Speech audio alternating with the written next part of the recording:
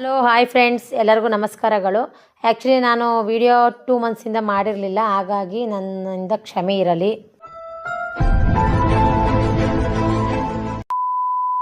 ಏನಪ್ಪ ಇವತ್ತು ಈ ವಿಡಿಯೋದಲ್ಲಿ ಫುಲ್ ಮಾಹಿತಿ ಏನಿರ್ತಾ ಇದ್ದೀನಿ ಅಂತ ಅಂದ್ಕೊಂಡಿರ್ಬೋದು. ಏನು ಅಂತ ನಮ್ಮನ್ನ ಒಂದು ಕಾಲದಲ್ಲಿ ಜನಗಳು ಯಾವ ಥರ ನೋಡಿದರು ಅಂತ ಅಂದರೆ, ಇವ್ರ ಹತ್ರ ಏನೂ ಇಲ್ಲ, ಹೆಂಗೆ ಅನ್ನೋ ಥರ ಅವರು ನಮ್ಮನ್ನು ನೋಡೋ ದೃಷ್ಟಿನೇ ಬೇರೆ ಥರ ಇತ್ತು. ಮನುಷ್ಯ ಅಂತ ಹುಟ್ಟಿದ ಮೇಲೆ ಅದೆಲ್ಲ ಇದ್ದೇ ಇರುತ್ತೆ. ಇನ್ನೊಬ್ಬರು ಹೊಟ್ಟೆವ್ರಿ ಪಡ್ತಾರೆ, ಇನ್ನೊಬ್ಬರು ಬೇರೆ ಥರನೇ ಮಾತಾಡ್ತಾರೆ. ಅದನ್ನೆಲ್ಲ ನೋವನ್ನೆಲ್ಲ ನುಂಗಿ ನಾವು ಇವತ್ತು ಈ ಮಟ್ಟಕ್ಕೆ ಬೆಳೆದಿದ್ದೀವಿ ಅಂದರೆ ಅದು ನಮ್ಮ ಅಪ್ಪ ಅಮ್ಮನ ಆಶೀರ್ವಾದ. ಅಷ್ಟಲ್ಲದೆ ಫ್ರೆಂಡ್ಸ್, ಏನಪ್ಪ ಅಂತ ಅಂದರೆ, ಆ್ಯಕ್ಚುಲಿ ನಾವು ಬೇರೆಯವ್ರ ಕಾರ್ನೆಲ್ಲ ಕೇಳ್ತಾ ಇದ್ವು.